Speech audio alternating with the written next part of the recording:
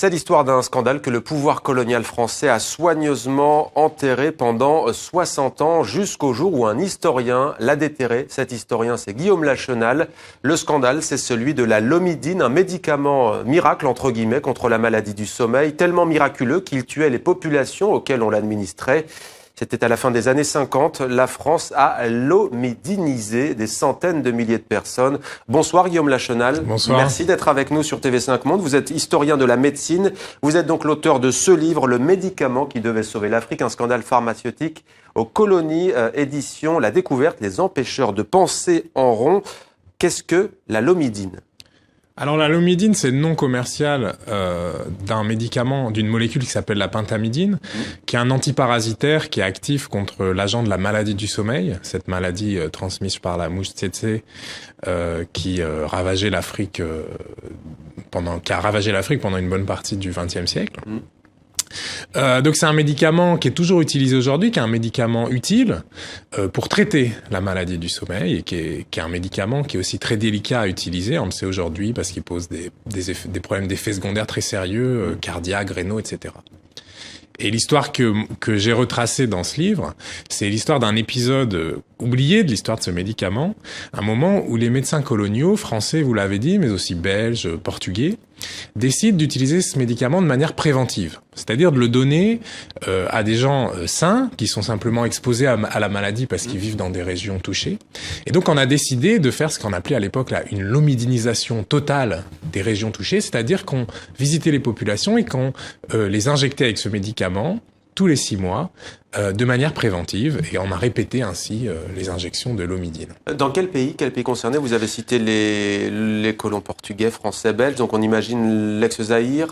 Donc l'ex-Zaïre, le Congo belge, l'Angola était aussi très pentamidinisé ou lomidinisé, mais du côté français, le Cameroun, ce qui était l'Afrique équatoriale française, donc le Congo, le Gabon, des régions de ce qu'est l'actuelle République centrafricaine ont été aussi très concernés. Pourquoi est-ce que la France se lance-t-elle et pourquoi les empires, entre guillemets, coloniaux se lancent-ils à l'époque dans ces vastes campagnes de vaccination? Alors, on est, après la Seconde Guerre mondiale, à un moment où les puissances européennes investissent dans leurs colonies comme elles l'ont jamais fait. C'est-à-dire qu'on a pour la première fois des moyens pour essayer de développer les colonies. Et c'est le grand projet de faire décoller économiquement l'Afrique. Et pour ça, il faut des bras. On estime que l'Afrique manque de population. Et donc la médecine est une des priorités des politiques coloniales. Et donc, on lance des grands programmes qui vont de l'assainissement des environnements à des programmes de vaccination. Et dans ce cas-là, c'est pas exactement une vaccination, c'est des programmes de médecine de masse où on va dépister des maladies, les traiter ou les prévenir avec des médicaments, comme dans le cas de... L'idée, c'est quoi? C'est d'éviter que les populations soient décimées par la maladie du sommeil, par exemple, et que ça nuise à l'économie, à l'expansion, c'est ça? Voilà. Après la Seconde Guerre mondiale, l'épidémie de maladie du sommeil au Congo belge, au Cameroun, est une épidémie qui est très sévère. Elle a été provoquée par ce qu'on appelle, entre guillemets, l'effort de guerre. Pendant la Seconde Guerre mondiale, on sait que les populations de ces régions ont été soumises à du travail forcé, à la cueillette du caoutchouc pour les alliés, et que cet effort de guerre, une de ses conséquences, c'est une épidémie de maladie du sommeil très sévère qui effectivement pose des vrais problèmes de mortalité. Et pour les pouvoirs coloniaux, c'est une priorité. Il faut endiguer cette épidémie à tout prix. Alors les médecins, les praticiens, lorsqu'ils font ces campagnes de vaccination, à un moment donné, il y a une rupture, ils le savent. Ce médicament est dangereux, ces injections sont dangereuses, les piqûres sont dangereuses. Que va-t-il alors se passer ? Alors, on s'aperçoit effectivement que ce médicament, surtout quand on le donne à titre préventif, donc à des gens qui vont bien, qui n'ont pas besoin d'être traités, pose toute une série de problèmes, de risques. On a des décès brutaux, de façon beaucoup plus générale, on a des chocs, des syncopes, etc. Et puis dans un grand nombre de cas aussi, on a des infections liées à l'injection. Donc on a des gros problèmes, et ces problèmes, ils sont reconnus par les médecins. C'est-à-dire que je n'ai rien découvert au sens où toutes les publications scientifiques de l'époque, les rapports, etc. font état de ces problèmes. Et alors qu'est-ce qui se passe? On décide de continuer. Et d'ailleurs, ça terrorise les populations. Les hommes, les femmes, les jeunes, les moins jeunes se cachent, ne veulent pas venir.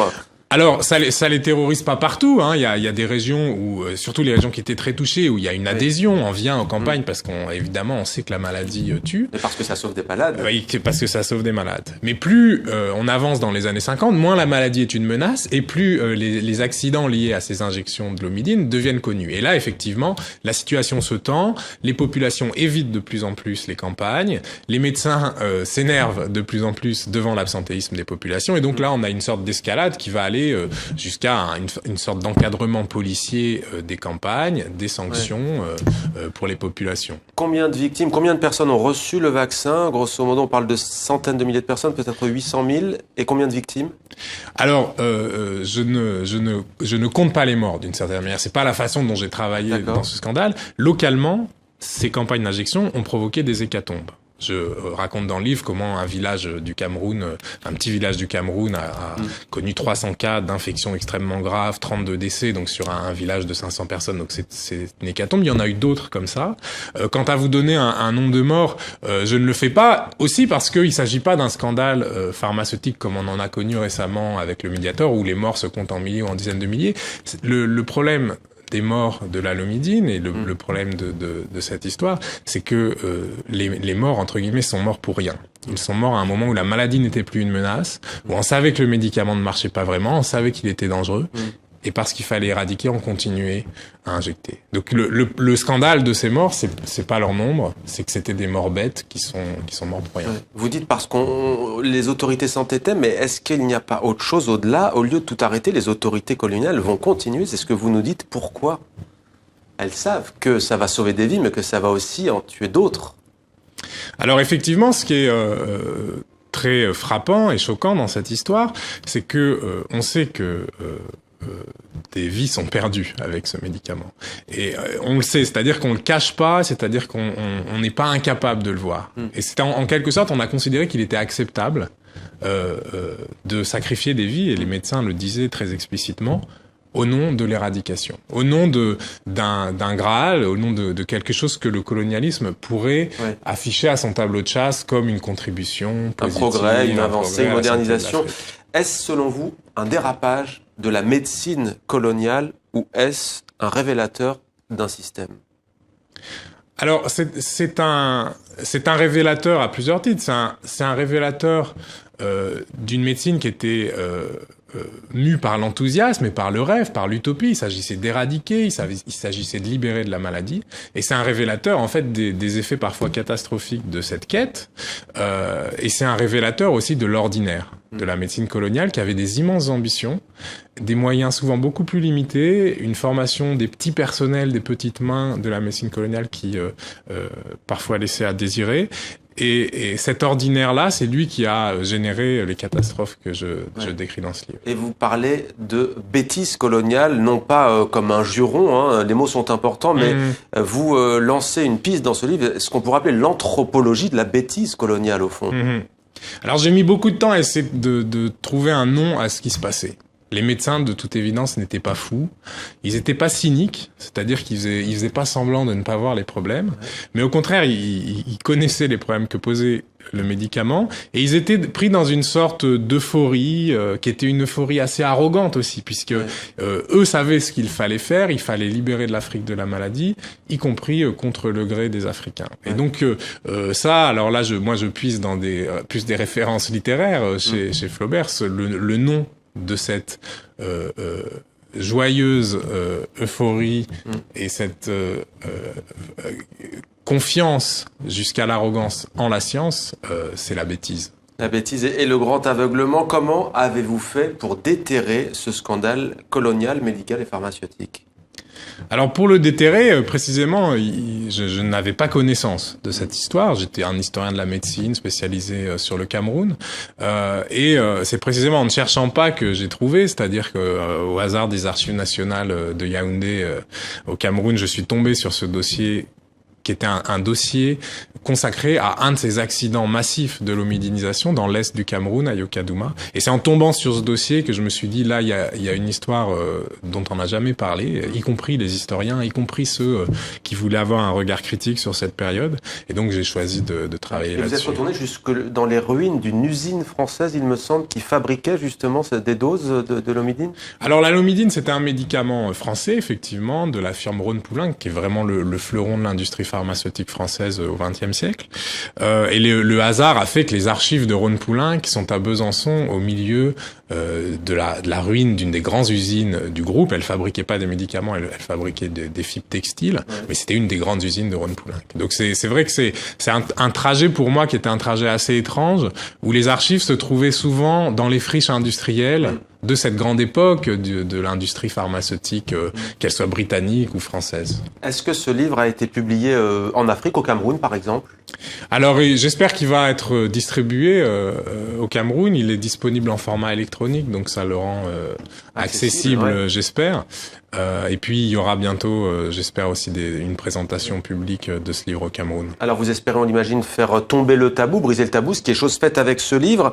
Est-ce qu'il y a des demandes de réparation? Est-ce que vous vous êtes posé la question? Est-ce que des États ou des actions plus isolées de populations demandent réparation aujourd'hui? Alors c'est une question qui me dépasse largement. Ouais. Ce qui est sûr, c'est que les affaires que je relate ont eu lieu en pleine guerre de décolonisation, une guerre qui opposait la France puis le gouvernement camerounais à une partie de sa population, donc une atmosphère extrêmement tendue. Et c'est dans ce cadre-là que le gouvernement français a un peu résolu le scandale en indemnisant déjà les populations. Donc je sais pas juridiquement ce qu'on peut en faire. En tout cas, je relate ce qui s'est passé et comment le scandale, d'une certaine manière, a été résolu et par là même enterré. Guillaume Lachenal, merci beaucoup d'avoir accepté de témoigner dans 64 minutes sur TV5 Monde. Je rappelle le titre de votre livre, Le médicament qui devait sauver l'Afrique, un scandale pharmaceutique aux colonies, édition La Découverte, dans la collection Les Empêcheurs de penser en rond. Merci à vous d'être venu sur le plateau de TV5 Monde. Alors que l'épidémie Ebola frappe l'Afrique de l'Ouest, un livre revient sur l'un des plus grands scandales pharmaceutiques sur le continent africain. Dans les années 40, la lomidine, non commercial français de la pentamidine, est présentée comme le remède miracle à la maladie du sommeil provoquée par la fameuse mouche tsetse. À partir de là, les puissances coloniales, la France notamment, vont pratiquer à grande échelle des injections préventives de lomidine aux populations des colonies. Alors très vite, ces injections vont se révéler dangereuses, provoquant de nombreux effets secondaires, parfois mortels. N'empêche, les médecins s'obstinent à injecter ce poison. Ces pratiques conduiront à la mort de milliers de personnes en Afrique.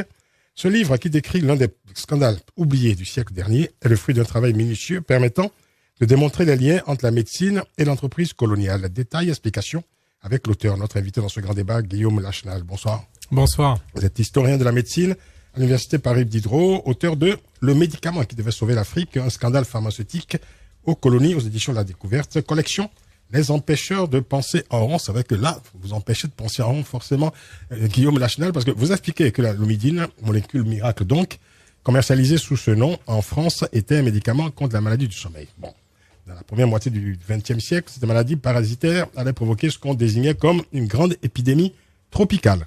On décide alors de tester les capacités préventives de cette molécule, jusque-là utilisée à titre préventif. Je raconte bien. À titre curatif, oui. Alors, question. Alors, pourquoi la maladie du sommeil est-elle devenue, à ce moment-là, un enjeu humanitaire pour les puissances coloniales, voire un enjeu de prestige, de propagande de l'industrie pharmaceutique?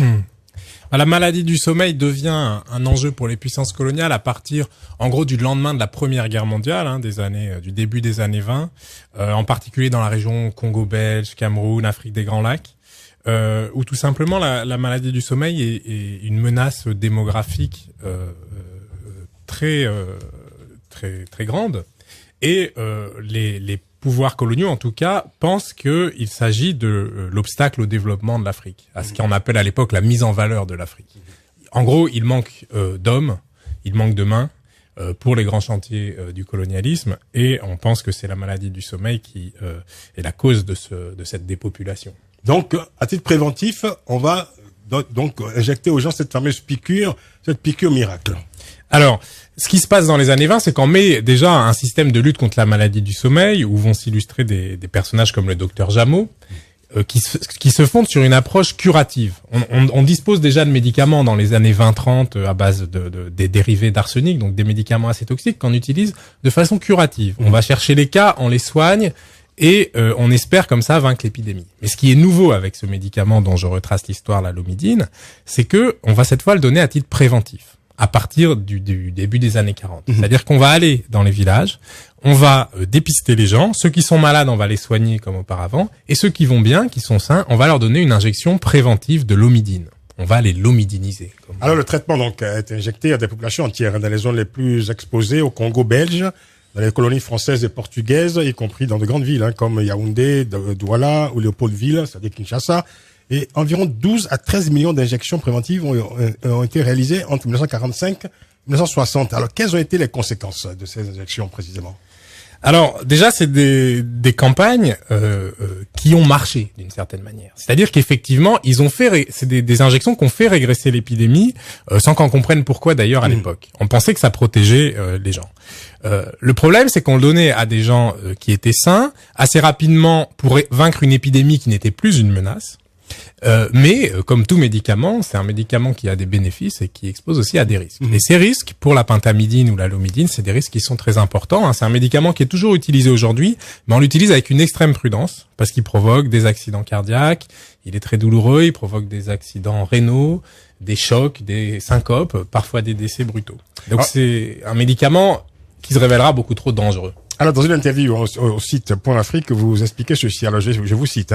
C'est un médicament qui a des effets secondaires importants. Il provoque des hypoglycémies brutales et des démangeaisons. Chez certains sujets, cela peut occasionner des syncopes, des accidents cardiaques, des décès brutaux parfois. Les grandes campagnes d'injection étaient en outre marquées par des accidents plus graves. Alors, pourquoi, malgré ces effets observés, a-t-on continué à administrer ce médicament aux populations?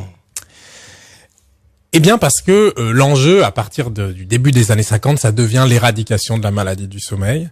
Et c'est quelque chose qui obsède littéralement les médecins coloniaux parce qu'il en va un peu du prestige du colonialisme. Et c'est un peu la quête de ce Graal de l'éradication qui va justifier qu'on s'obstine à utiliser un médicament parce qu'il semblait marcher sur l'épidémie. Et puis parce qu'on considère, et c'est là où les choses sont très douloureuses, parce qu'on considérait que ces effets secondaires, ces accidents, ces décès parfois, étaient à mettre en balance avec l'éradication. Est-ce qu'on pensait réellement guérir les gens, ou alors on assistait là à une sorte d'expérimentation à grande échelle d'un médicament? Alors, les médecins aimaient bien dire qu'ils participaient à une expérimentation à grande échelle, mais c'était quelque chose qui était assez rhétorique. C'était un peu pour se faire mousser, entre guillemets, qu'il parlait comme ça. Mais ce qui est sûr, c'est qu'on avait affaire à une médecine de population. C'est-à-dire, ce qui comptait, c'était de soigner une population et de vaincre une épidémie. Mais soigner des individus ou leur faire prendre des risques mesurés en décidant s'il était bon ou non de les injecter, ça, c'était pas du tout une question que se posait la médecine coloniale, et tout le drame de l'histoire que je raconte tient dans ce refus d'envisager les risques et les bénéfices d'un traitement à l'échelle d'un individu. Alors, parmi les accidents, entre guillemets, survenus à la suite des injections de la lomidine, vous racontez celui-ci. Alors, ça se passe en novembre 1954 dans l'est du Cameroun, dans la région de Yokadouma. Le service d'hygiène, donc, mobile, se rend dans le village de Gribi pour une série d'injections. Alors, résultat, le village est décimé par des cas de gangrène de la fesse à la suite de piqûres de lomidine. Une hécatombe, au moins 30 morts et 200 gangrènes sur 300 habitants. L'eau mélangée à la poudre de lomidine était contaminée par une bactérie et avait été mal filtrée. Est-ce qu'on peut parler encore là, je dirais, de médecine, parce que on frôle l'hécatombe là? Oui, c'est une hécatombe qui va marquer durablement la région. C'est une hécatombe qui est terrible pour plusieurs raisons. D'abord parce que tout cela se voit, tout cela s'observe, tout cela se vérifie, enfin se constate en tout cas. Pourtant, on continue la campagne. Alors, à l'issue de cet accident, on va arrêter les campagnes au Cameroun en tout cas, mais elles reprendront ailleurs et elles sont poursuivies ailleurs. Ce qui est terrible dans cet accident, c'est que d'abord c'est un accident qui ne s'est pas provoqué par le médicament lui-même, mais par la façon dont on le prépare, donc en le diluant dans de l'eau. filtrés. Mais en fait, ce qu'on voit dans les archives, parce que c'est des accidents qui n'ont rien de secret et qui sont extrêmement bien documentés dans les archives, ce qu'on voit dans les archives, c'est que des accidents du même ordre avaient déjà eu lieu. Par exemple, au Gabon, en 1952, on avait eu des accidents un peu moins importants au Congo belge, on en avait eu d'autres au Cameroun. Et non seulement on le savait, mais les populations camerounaises, par exemple, le savaient très bien. Donc c'est des accidents qui se répètent, et qui se répètent parce que là encore, on considère que ces accidents sont des incidents de parcours et qu'ils ne doivent pas faire dévier du but qui était d'éradiquer la maladie. Est-ce que on peut faire, je dirais, est-ce qu'on peut établir un lien direct? Est-ce qu'il y a une collusion, je dirais, entre cette entreprise médicale ou pharmaceutique avec l'entreprise coloniale? Il y a un lien très fort, hein, effectivement. La médecine coloniale est une vitrine pour l'action médicale des États coloniaux, hein, que ce soit la France, la Grande-Bretagne, la Belgique, mais c'est aussi une vitrine pour l'industrie pharmaceutique. On a une époque où l'Afrique est pas du tout un continent négligé, comme on le dit aujourd'hui. Pour une firme comme la firme française Rhône-Poulenc ou comme la firme qui a tiré profit de ce médicament d'ailleurs. On lui doit ce médicament, hein, c'est un médicament qui est toujours utile, hein, donc c'est une histoire, on n'est pas on a des zones grises si vous voulez dans cette histoire. Donc c'est un médicament qu'on doit à cette firme et dont elle a évidemment tiré bénéfice. Mais pour Rhône-Poulenc, l'Afrique est une vitrine et deviendra un marché important. Alors des effets secondaires, des morts, des effets dévastateurs avec ce médicament. Et cette affaire était totalement occultée dans l'histoire coloniale. Comment les puissances coloniales ont pu complètement masquer cette affaire, cacher cette affaire aux opinions? Alors c'est une bonne question. Je dirais plus que occultée, elle a été oubliée, où on a eu une forme d'indifférence. Et ça, c'est assez fondamental. C'est-à-dire qu'il y a toutes ces archives à l'époque où elles sont produites étaient secrètes. Mais en même temps, l'agence France Presse en 1954 a fait une dépêche sur l'accident. On n'est pas dans une dépêche. Elle a fait une dépêche. Et au Cameroun, ça a été un petit scandale. Il y a eu des interpellations à l'Assemblée territoriale du Cameroun. Il y a eu des débats. Et pour le dire simplement, l'État colonial a eu très peur face à cet accident. On est dans la guerre de décolonisation camerounaise. L'UPC rôde par là, et le pouvoir colonial a eu très peur que cet accident déstabilise le Cameroun. On va marquer une pause, Guillaume Lachenal. Vous êtes auteur de cet ouvrage de médicaments qui devait sauver l'Afrique, un scandale pharmaceutique aux colonies, aux éditions La Découverte. Vous êtes notre invité jusqu'à 19h dans ce grand débat. Nous allons marquer une pause. Retour du grand débat dans 2 minutes et nous écouterons bien sûr un premier commentaire de notre débatteur polémiste et invité, Emmanuel Kouzoumoami. À tout de suite. Jusqu'à 19h, le grand débat avec Francis Laloupeau sur Africa numéro 1. Avec notre invité Guillaume Lachenal, historien de la médecine à l'université Paris Diderot, auteur de cet ouvrage qui vient de paraître, Le médicament qui devait sauver l'Afrique, un scandale pharmaceutique aux colonies. Aux éditions La Découverte, nous parlons d'un gigantesque scandale oublié, scandale pharmaceutique. On continuera d'en parler dans cette édition, on comprendra un peu ce qui s'est passé dans ces années-là, les années coloniales en Afrique. Emmanuel Kouzoumoami est notre invité, on va l'écouter tout de suite pour un premier commentaire. D'après ce que je viens d'entendre de Guillaume, il y a effectivement 2 aspects. Il y a l'aspect économique du colonisateur qui a besoin de ses ressources parce que il y a des exploitations minières, des exploitations agricoles, du bois aussi hein, pour le colonisateur, et donc a besoin de main d'œuvre. Et en aparté tout à l'heure, on disait l'espérance de vie à l'époque ne dépassait pas 39-40 ans, donc fatalement il fallait concentrer l'énergie sur les forces encore vives. En perdre une partie, naturellement, obérerait les rentabilités économiques. En gros, ça c'est l'aspect économique. Et puis, un aspect que je peux qualifier d'humain, quelque part, c'est ce qu'on a remarqué pendant toute la période de la traite négrière, lorsque les bateaux débarquaient, par exemple, au port du Brésil ou des Antilles ou d'Amérique, il y avait toujours des médecins, qui étaient d'ailleurs des vétérinaires au départ, qui étaient là pour regarder si le produit, la marchandise qu'on a porté, le bois d'ébène, voilà, était de bonne qualité pour l'orienter soit dans les champs, soit dans les mines, même raisonnement, si vous voulez. Donc, quelque part, il y a une chosification de l'outil de travail. L'être humain est un outil de travail. Il l'est aussi pour les colons en Afrique, comme il était malheureusement pendant la traite négrière. Et là, malheureusement, nous sommes effectivement sur un cas de médecine. On peut dire que les médecins, pour la plupart au départ, étaient de bonne volonté, mais l'usage qu'on a fait de ces médicaments et le fait qu'on savait que ça pouvait tuer, que ça pouvait paralyser les gens, mais qu'on a continué à le faire, c'était totalement lié à l'esprit de l'époque de dire après tout c'est des noirs, on peut les tuer, c'est pas grave. Alors, pardon, Guillaume Lachenal, vous avez déclaré ceci, je vous cite, ce qui est très significatif, c'est que pour les colons, ont déconseillé officieusement l'emploi de la lomidine, ce fameux médicament, trop douloureux et trop dangereux. De même, aujourd'hui, la molécule n'est plus utilisée qu'avec moult précautions.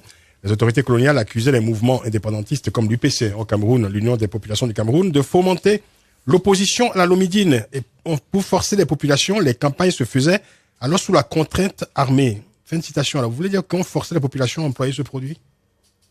Dans certains cas, oui. Oui. Dans certains cas. C'était pas la règle générale. Il y a eu aussi une forme d'adhésion des populations, surtout au lendemain de la Seconde Guerre mondiale, quand l'épidémie était sévère. Les populations ont pu adhérer à ce médicament et constater d'ailleurs les effets sur l'épidémie. Donc, mais quand vous dites que on accusait les mouvements indépendantistes comme l'UPC de fomenter l'opposition à la lomidine, on est carrément là dans un enjeu politique, là. C'est justement médical. C'est une histoire très politique, ça tient au contexte camerounais. Mais ce qui désespère les médecins dans l'après-Seconde Guerre mondiale, et qui est un élément assez important de complément à ce que le commentateur vient de dire, l'après-Seconde Guerre mondiale, c'est un moment où on ne peut plus être raciste, officiellement. D'accord? Oui. On ne peut précisément pas dire la vie d'un noir ne compte pas. Et ça, c'est tout à fait nouveau. Ce n'était plus dans l'air du temps. Ce n'était plus dans l'air du temps. Et ce qui est plus dans l'air du temps non plus, c'est la contrainte forcée. Et donc, les médecins sont très gênés parce que dès 45-46, au Cameroun, les populations viennent plus aux campagnes, ni de l'homidination, ni aux autres. Et donc, c'est ce problème de l'indiscipline qui va, là aussi, obséder les médecins et qui va entraîner une sorte de retour de bâton et en fait un durcissement, finalement, de la loi pour forcer les populations et les obliger, sous la contrainte d'abord légale, dans certains cas forcés, à venir se faire injecter au moment de ces campagnes. Et quel était le bilan finalement sur le plan médical? Parce que certains ont soutenu pendant de longues années que ce médicament a permis d'éradiquer la maladie du sommeil. Qu'est-ce que vous en pensez? Alors, de fait, c'est un médicament qui a bien fonctionné sur l'épidémie. C'est-à-dire qu'au moment où on commence ces campagnes, les taux de prévalence de la maladie du sommeil vont baisser. La question, c'est comment est-ce qu'ils ont baissé? Ce dont on s'est aperçu à partir des années 60, c'est que la lomidine n'était pas du tout préventive. On croyait que ça protégeait une injection, on pensait que ça protégeait pendant 6 mois à 1 an. Et évidemment, on a découvert que le médicament disparaissait de l'organisme au plus long en 2 semaines. Donc, il se passait autre chose. Et en fait, ce qui se passait, c'est que sans le savoir, on donnait ce médicament à des gens qu'on pensait être sains, mais qui en fait étaient contaminés. Et en leur donnant une injection dans la fesse, on arrivait à diminuer le taux de parasites et donc à casser la transmission à l'échelle de la population. Pour les gens qui étaient injectés, c'était pas une très bonne nouvelle parce que cette injection suffisait pas à les soigner, elle suffisait à les rendre non contagieux. Mais pour ce qui est de l'action à l'échelle de la population, ça a relativement bien marché. Au prix d'accidents et au prix de décès. Comme on l'a dit. Est-ce que, bon, c'est une question évidemment, il faut la poser. Est-ce qu'il y a eu, je dirais, un début d'enquête, je veux dire, pour évaluer les dégâts occasionnés par ce médicament? Oui, il y a eu énormément d'enquêtes. C'est une question qui a mobilisé les enquêteurs des États coloniaux. Il y a eu des débats à l'OMS au début des années 60 là-dessus. Ce qui est terrible, c'est que les enquêtes à la fois trouvent très bien les responsabilités. Dans le cas du Cameroun, la responsabilité, c'est que le service de santé savait très bien que c'était dangereux de diluer la poudre dans l'eau parce on risquait des infections. Mais la solution, c'était d'acheter de la lomidine en solution liquide directement à la firme. Or, la lomidine en solution était beaucoup plus chère. Et donc, pour un simple choix d'économie, on a décidé de continuer à enfreindre le règlement, parce que le règlement disait bien utiliser la lomidine en solution. Donc, si vous voulez, le service a été pris en faute. Et il y a des documents juridiques là-dessus, mais évidemment c'est quelque chose qui n'était pas dissible dans les années 50 au Cameroun, et donc on a dit que c'est une erreur de l'infirmier, et puis on l'a blâmé et muté en dehors du Cameroun. Donc on fait toujours porter la charge ou aux infirmiers ou aux populations qu'on accuse aussi de mettre de la terre ou de la boue là où on les a injectés et de s'infecter ainsi. C'est de leur faute en quelque sorte. Voilà. Et ça c'est les récits qui vont rester jusque dans les publications de l'OMS des années 60 où on va dire les accidents de l'homidinisation, les gangrènes, c'est la faute des victimes. Et aucune condamnation évidemment. Aucune condamnation. Emmanuel, oui, alors c'est très intéressant comme récit. Ça rappelle un autre produit qui est le DDT que beaucoup de gens connaissent sous le nom de dichloro-diphényl trichloroéthane, le DDT en sigle, qui a été inventé dans les années 1874 ou 13 si mes souvenirs sont bons, mais dans les années 40, alors juste pour la petite histoire, il avait été utilisé par les Américains pour les Italiens. en 1943. Et c'était destiné aux militaires au départ. aux militaires, absolument. C'était vraiment un outil, d'abord pour lutter contre le paludisme à l'époque, et petit à petit on s'est dit, il y a des régions qui sont plus infectées que d'autres, c'est en Afrique. On va, dans les années 50 donc, vulgariser l'utilisation du DDT comme étant un produit antiparasite. Alors, très bien, ça a continué, sauf que plus tard, les Américains, dans les années 60, ont remarqué qu'il y avait quand même des doutes sur effectivement l'effet cancérigène du produit. Dans les années 70, il a été retiré aux États-Unis. Dans les années 70 et 80, il a été retiré en Europe. Mais l'OMS est venu derrière dans les années, il y a même pas longtemps, au début des années 2000, en disant mais on n'a pas notre produit de substitution aujourd'hui disponible. C'est vrai que le paludisme, on n'arrive pas à l'éradiquer définitivement, mais puisqu'il y a des moustiques qui sont résistants à ce produit DDT, malgré tout, comme on n'a rien d'autre, on continue. Donc, on sait bien que ça peut provoquer des problèmes, notamment du cancer du sein chez les femmes, que ça produit une mortalité infantile de plus en plus élevée chez les nouveau-nés, mais on continue quand même parce que, après tout, on n'a rien d'autre. C'est une sorte de désinvolture, mais est-ce que c'est vraiment un problème médical ou c'est un problème économique? Les deux sont liés. Est-ce un problème médical ou un problème économique ou politique, Guillaume Lachanal? Dans le cas du DDT? Oui. Alors le DDT ou de la lomidine d'ailleurs. Ou de la lomidine. Oui. Bon, c'est des cas assez différents parce que je connais assez mal la façon dont l'OMS pose la question du DDT aujourd'hui. Je crois que l'idée c'est de l'utiliser de façon très différente des grandes aspersions qu'on faisait dans les années 50, parce que de fait c'est une molécule qui reste extraordinairement efficace et que peut-être bien utilisée, elle ne provoquerait pas les mêmes résistances chez les moustiques qu'elle a provoqué. Voilà. Donc je crois qu'il y a des débats là-dessus que je connais assez mal du côté des spécialistes. Mais le point commun entre les deux histoires, c'est qu'on est dans cette démesure de l'après-Seconde Guerre mondiale, de ce projet colonial de modernisation de développement, où on pensait vraiment qu'on avait les remèdes miracles aux problèmes de l'Afrique. Y compris que la colonisation pouvait avoir un objectif humaniste. Et évidemment, et c'est important de le dire, on n'est pas dans une histoire de grands complots de l'industrie pharmaceutique, etc. Non, on est dans une histoire de jeunes, ingénieurs, médecins, experts, humanistes, plein d'illusions, qui sont persuadés qu'ils vont transformer l'Afrique, qui étaient même pas forcément de grands colonialistes dans l'âme. Hein. Ils étaient là dans un projet presque émancipateur, plein d'enthousiasme, et ça n'a pas empêché. Enfin, ce qui ne veut pas dire que ça n'a pas conduit à des catastrophes qui auraient été inadmissibles. Voilà. Je veux dire. En France par exemple quoi, c'est-à-dire oui absolument, ou dans la métropole comme on disait à l'époque, voilà, hein, c'est ça. Absolument. Ces dégâts étaient, je veux dire, supportables, disons acceptables dans les colonies, mais inadmissibles ailleurs, c'est ça. Voilà. Oui. Et question technique rapidement, mon cher Guillaume Lachanal, comment avez-vous écrit ce livre? Vous avez fait une enquête, vous avez rencontré des gens, vous avez parlé avec eux, comment ça s'est passé? Alors c'est une longue enquête qui m'a occupé à temps partiel pendant 10 ans parce que j'ai des activités universitaires par ailleurs. Mais c'est une enquête qui se base à la fois sur des archives, dans mon cas principalement au Cameroun et en France dans les archives coloniales, mais aussi dans celle de l'industrie pharmaceutique et puis dans les autres pays européens concernés. Et puis c'est une enquête, et ça c'est la partie la plus plaisante de l'enquête, c'est une enquête d'histoire orale avec des anciens infirmiers, des anciens professeurs. Je pense au professeur Kayembe à Kinshasa qui a participé à découvrir un peu cette histoire du mauvais usage de la pentamidine, ou des infirmiers camerounais qui ont été les petites mains de ces campagnes. Merci. On va marquer à nouveau une pause pour la publicité. Retour suite du grand débat dans 2 minutes. À tout de suite. De 18h jusqu'à 19h, le grand débat avec Francis Laloupeau sur Africa numéro 1.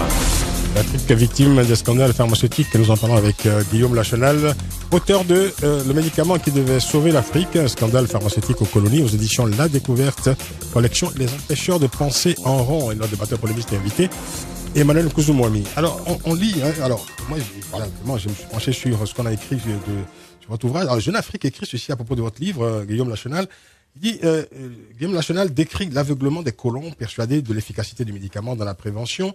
Si les médecins butent très vite sur des incohérences, des personnes saines qui développent la maladie après avoir reçu le remède, ils leur trouvent toujours une bonne justification. Les infirmiers n'ont pas correctement appliqué le protocole, c'est ce que vous disiez à l'instant. Les indigènes se sont rendus coupables de manœuvres dangereuses après l'injection. Ils ont réussi à passer entre les mailles du traitement en faisant tamponner leur carte sans se faire lomidiniser, à moins que le sorcier du coin ne soit intervenu. Alors, les médecins s'acharnent, les campagnes deviennent quasi militaires. Fin de citation. Alors, on lit aussi en introduction de votre ouvrage que vous renouvelez le regard sur le gouvernement des empires, que vous saisissez dans son arrogance et sa médiocrité posant les jalons d'une anthropologie de la bêtise coloniale. Qu'est-ce qu'on peut entendre par anthropologie de la bêtise coloniale? Alors j'ai mis longtemps à trouver le mot qui me semblait correspondre à ce qui se jouait dans cette histoire.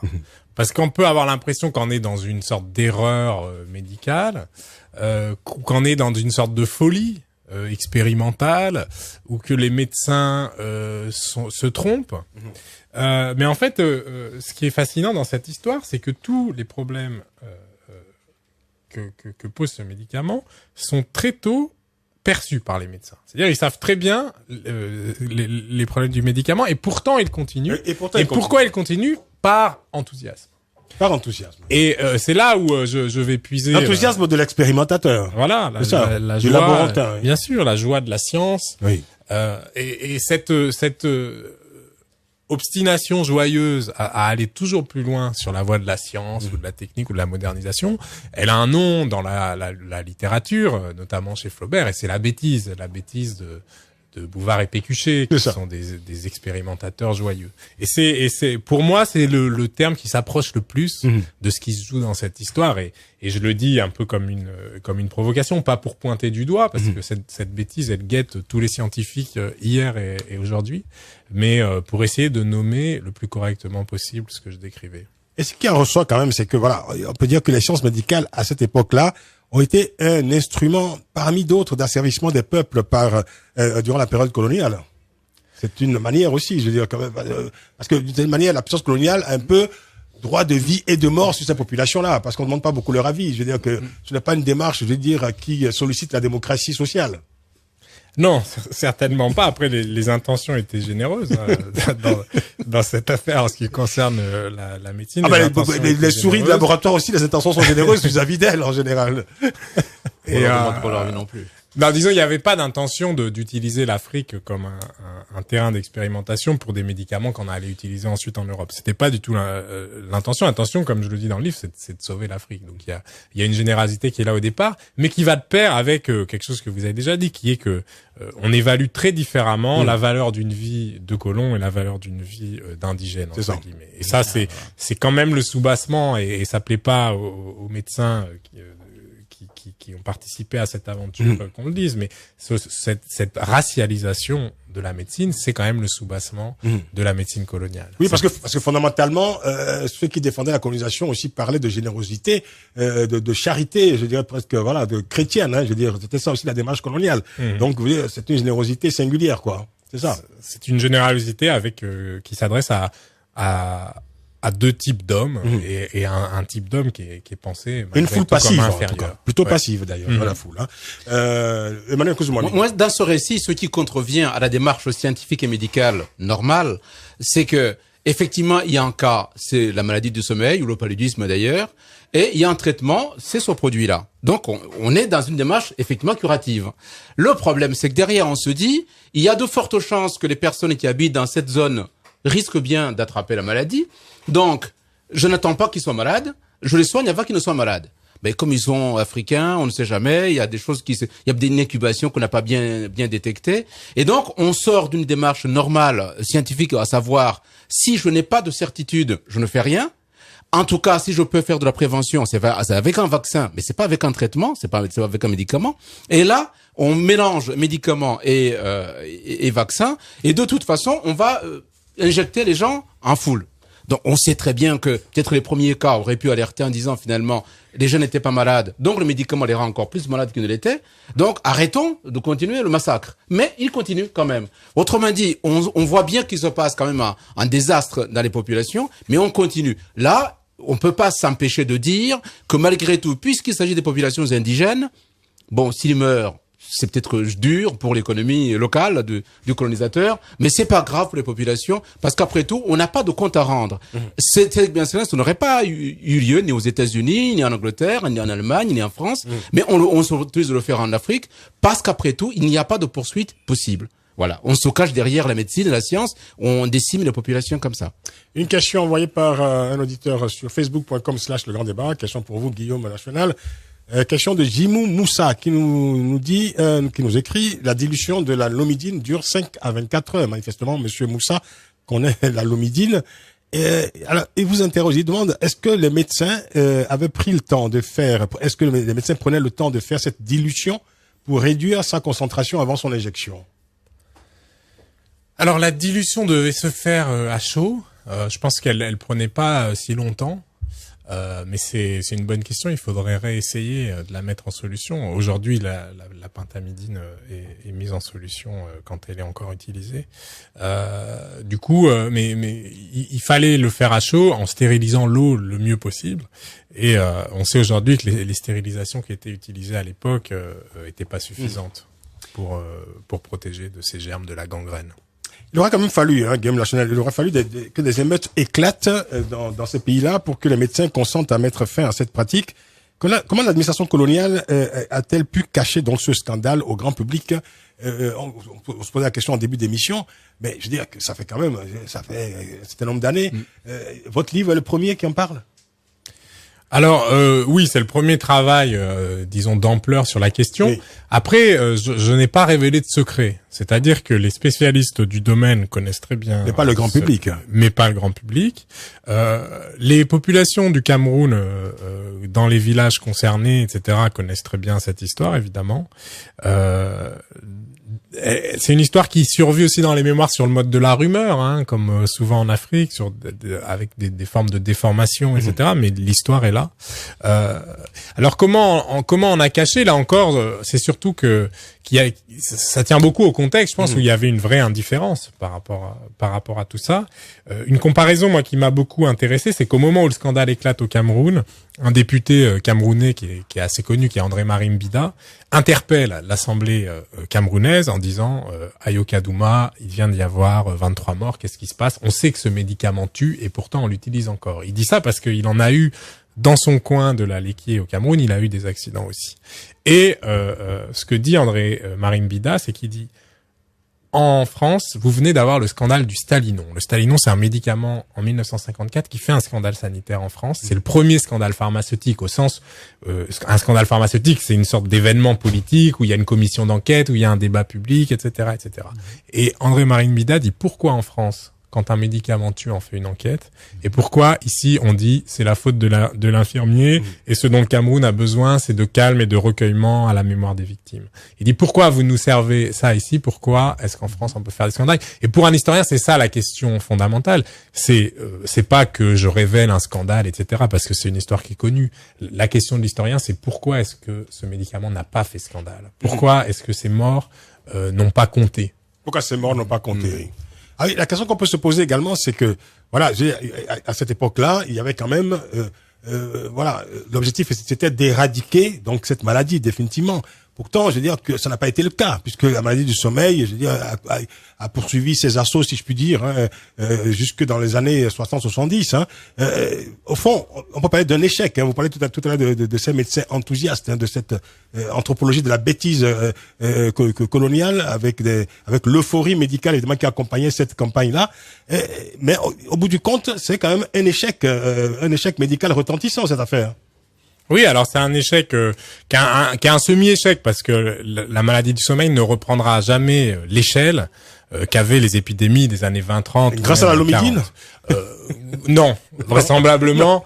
Et là, c'est des débats de spécialistes, mais le fait que la maladie du sommeil n'est pas une menace épidémique aujourd'hui encore, même s'il y a des cas et qu'il faut en prendre soin évidemment, c'est vraisemblablement parce que l'Afrique ne connaît pas de crise écologique, sociale, économique, politique, telle que les débuts de la colonisation dans le bassin du Congo, dont on connaît un peu la teneur. C'est le travail forcé, c'est les atrocités de la récolte du caoutchouc, etc.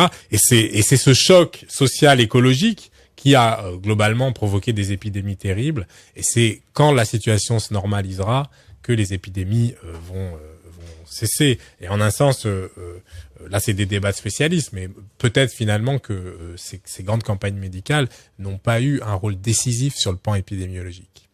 Emmanuel Kouzouami. Oui, moi je reviens sur le témoignage de ce député camerounais. Il pose une vraie question. La vraie question c'est pourquoi les morts dans les conditions de traitement médical en Afrique ne comptent pas, alors qu'en Europe, quand il se passe un mort à la suite de mauvaises médications, effectivement, il y a un soulèvement de tollé, enquête administrative, enquête parlementaire, etc., commission, voilà. Et donc, ça finit toujours par une inculpation de quelqu'un de quelque chose. Et en Afrique, il se passe rien. Et là, on retrouve aussi une autre démarche que les Européens peut-être n'ont pas aussi donnée aux Africains. Il y avait le paludisme et le typhus en Europe.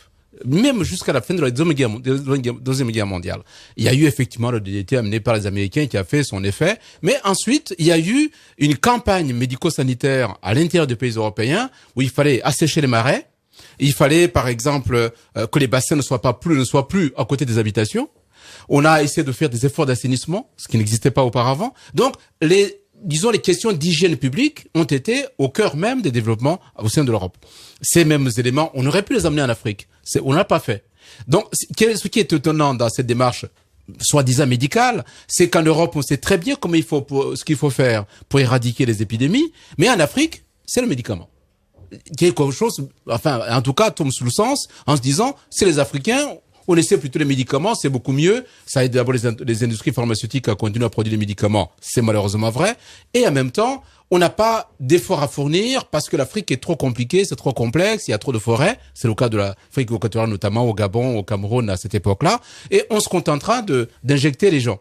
Alors, le problème, c'est qu'à l'époque, on ne se pose pas la question sur la vaccination, on se pose la question sur le traitement. Ben, c'est quand même, c'est grave, ça. C'est très grave. Sur le plan médical, vraiment, c'est grave. Et dernier élément comme ça pour discuter sur cette question médicale, c'est pourquoi, malheureusement, plus tard, peut-être les Africains, les pays africains, n'ont pas ou porté plainte, ou en tout cas porté l'affaire devant les juridictions européennes, parce qu'après tout, le médicament avait été commandité par la France, pour au moins chercher à, d'une part, à comprendre pourquoi on a poursuivi ce type de traitement alors que ce n'était pas nécessaire, et enfin, éventuellement, se faire indemniser. Pourquoi il n'y a pas eu cette démarche-là, à votre avis? Alors, sur le plan juridique, ce qui est sûr, c'est que les populations ont été indemnisées massivement dans une région. On est à Yokadouma, c'est une région très reculée du Cameroun. Je me souviens plus des sommes, mais donc en gros, on a déversé des CFA sur les villages qui ont été touchés et ça a suffi à acheter la paix publique en gros. Sur le plan juridique, le procureur a requis un non-lieu à l'issue, mais c'est une sorte d'arrangement interne à l'État colonial, hein, à l'issue de cette affaire au Cameroun. Il n'y a pas eu de suite. Bon, il faut se souvenir du contexte, hein. On est à la fin des années 50 au Cameroun. La France est littéralement en guerre contre une partie du pays et ça va continuer jusqu'à la fin des années 60. Et donc dans ce contexte-là, c'est évidemment choquant de le dire comme ça, mais quelques morts d'une campagne médicale pèsent peu par rapport au reste des scandales qui est en train de fabriquer l'armée française dans d'autres régions du pays. Donc on est dans un contexte où c'est à la fois terrible de lire ce non-lieu requis à l'issue de cet accident, mais c'est à la fois en fait assez prévisible compte tenu du contexte de guerre de décolonisation, hein. Il faut préciser quand même que cette Lomidine, vous l'avez dit tout à l'heure, mais je le rappelle, ce médicament était produit par le laboratoire Specia, filiale de Rhône-Poulenc, hein. Donc il y avait quand même aussi une affaire de profit quand même, hein. On retrouve toujours au cœur de cette affaire le profit évidemment des laboratoires pharmaceutiques. On va marquer une dernière pause dans cette émission. Ensuite, voilà, on continue de parler de votre ouvrage, mais on regarde de l'actualité immédiate, notamment avec évidemment quand on lit votre ouvrage, on a évidemment en toile de fond cette terrible épidémie qui accourt actuellement en Afrique de l'Ouest, l'épidémie Ebola. On va en parler dans quelques instants. Retour dans 2 minutes. Ne partez pas, restez avec nous. Le grand débat de 18h jusqu'à 19h avec Francis Laloupeau sur Africa numéro 1. Scandale pharmaceutique en Afrique avec notre invité Guillaume Lachenal, auteur de Le médicament qui devait sauver l'Afrique, un scandale pharmaceutique aux colonies, aux éditions La Découverte, et notre débatteur polémiste Emmanuel Kouzoumoami. Voilà. Alors, Guillaume Lachenal, vous avez déclaré dans une récente interview ceci, je vous cite, hein, la médecine coloniale est la scène inaugurale de la névrose entre l'Afrique et la médecine.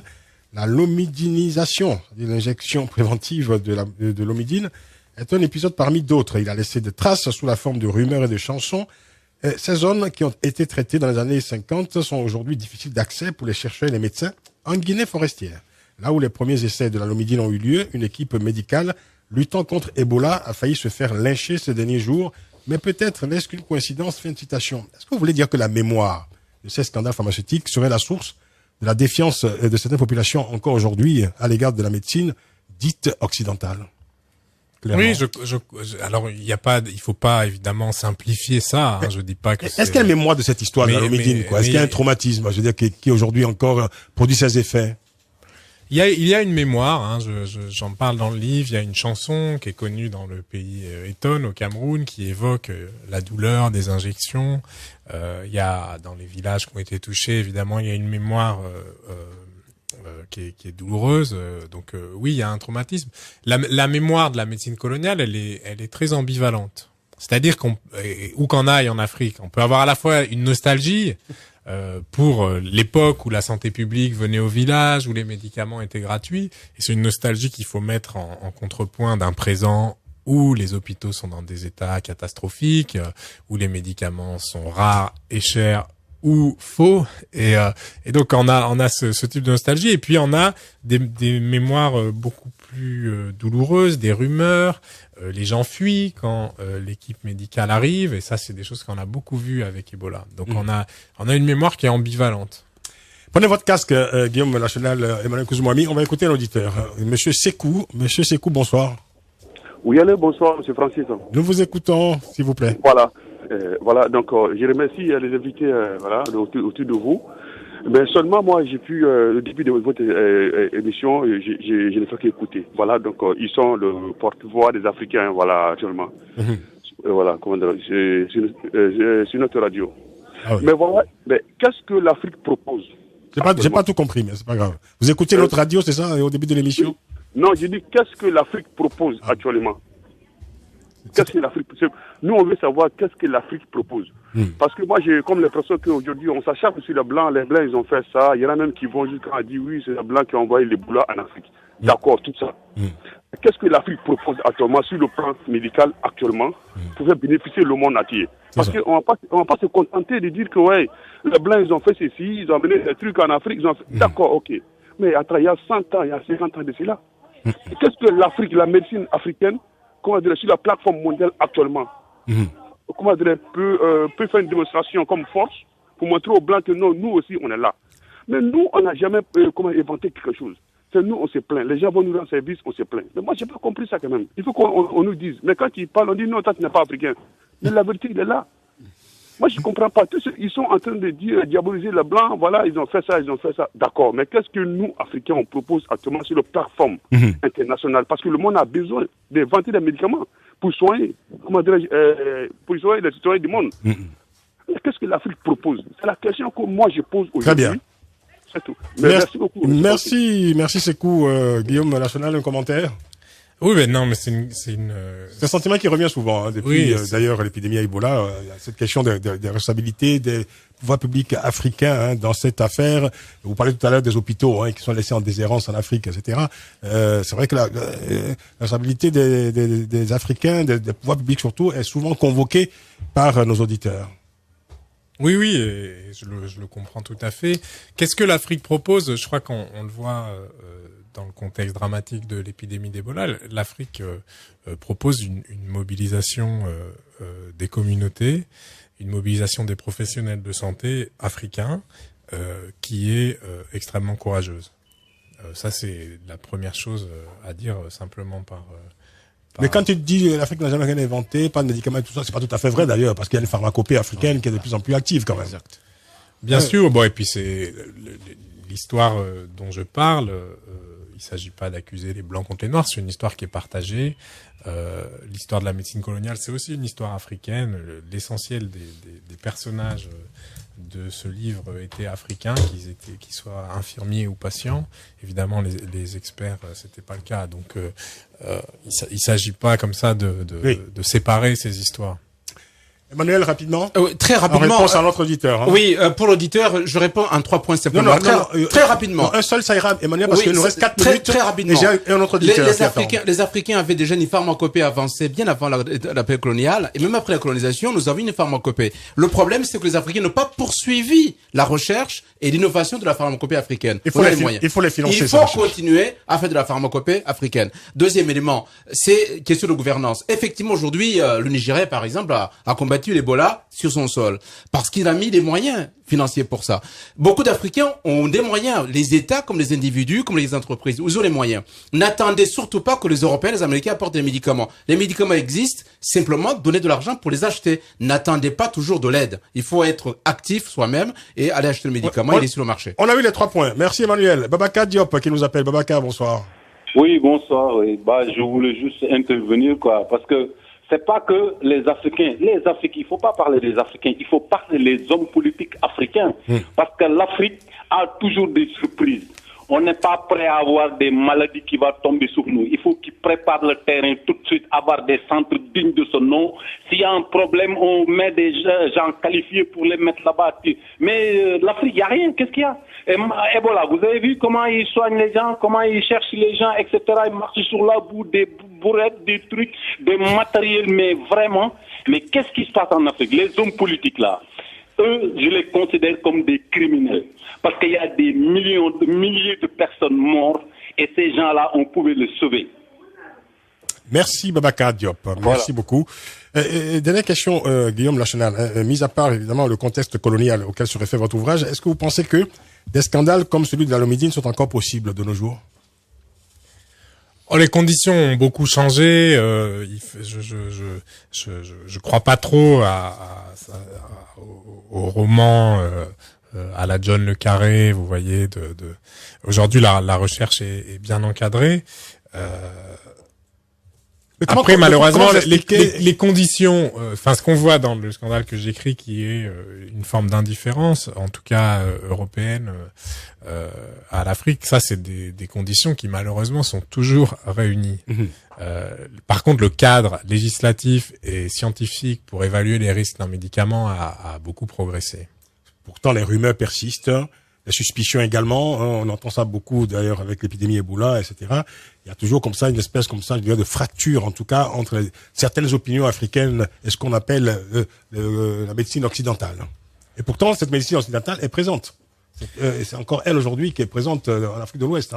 Elle est présente et elle est demandée. C'est ça. Pour être complet, la première chose que vont dire des Africains de zones rurales en particulier, c'est ça va pas être des rumeurs sur les dangers de la médecine, ça va être une demande de médecine et une demande de médecine qui soit la plus accessible possible. Emmanuel, un mot, dernier mot? Oui, les Africains doivent participer aux efforts de développement médical chez eux. Parce que les épidémies, malheureusement, c'est Ebola, mais c'est le typhus, c'est le choléra, c'est encore le paludisme, c'est en Afrique. Donc l'Afrique a beaucoup de médecins. Nous avons des gens qui ont des capacités à comprendre comment fonctionne le monde. Donc ils doivent participer aussi aux efforts de recherche, d'innovation sur les médicaments. Certes, nous sommes encore tributaires des industries pharmaceutiques qui font fortune en Afrique. Mais encore faut-il que la recherche soit au cœur des préoccupations des pouvoirs publics, de la puissance publique dans ces pays-là. Et là, nous entrons dans la gouvernance. Il faut absolument aujourd'hui que les Africains tapent du poing sur la table, peut-être interpellent à nouveau et encore à nouveau leurs dirigeants, parce qu'il faut que les Africains participent aux efforts mondiaux de développement médical. Vous y souscrivez, je suppose, Guillaume Lachenal. Ah oui, je crois que la science et l'éducation, parce c'est des politiques du long terme, doivent être prioritaires, et évidemment la santé aussi. Malheureusement, il faut aussi rappeler que à partir des années 80, c'est précisément le contraire qu'on a fait, à la fois de la part des gouvernements africains et de leurs tutelles ou partenaires financiers internationaux. On a cassé les universités africaines, on a cassé les systèmes de santé et d'éducation africains au nom de l'ajustement structurel, etc. On en paye les pots cassés aujourd'hui avec une épidémie comme Ebola. Merci d'être venu, et pour comprendre donc, pour mieux cerner ce présent, c'est bien aussi d'avoir de temps en temps la mémoire, de votre mémoire, se rappeler aussi le passé. C'est un peu ce que vous faites aussi, surtout avec votre ouvrage, Guillaume Lachenal, le médicament qui devait sauver l'Afrique, un scandale pharmaceutique aux colonies, aux éditions La Découverte. Il faut le lire absolument. C'est dans la collection Les Empêcheurs de penser en rond. Débatteur polémiste et invité, merci Emmanuel Kouzouami, merci d'avoir été avec nous, toujours aussi fortement présent comme d'habitude. On apprécie beaucoup.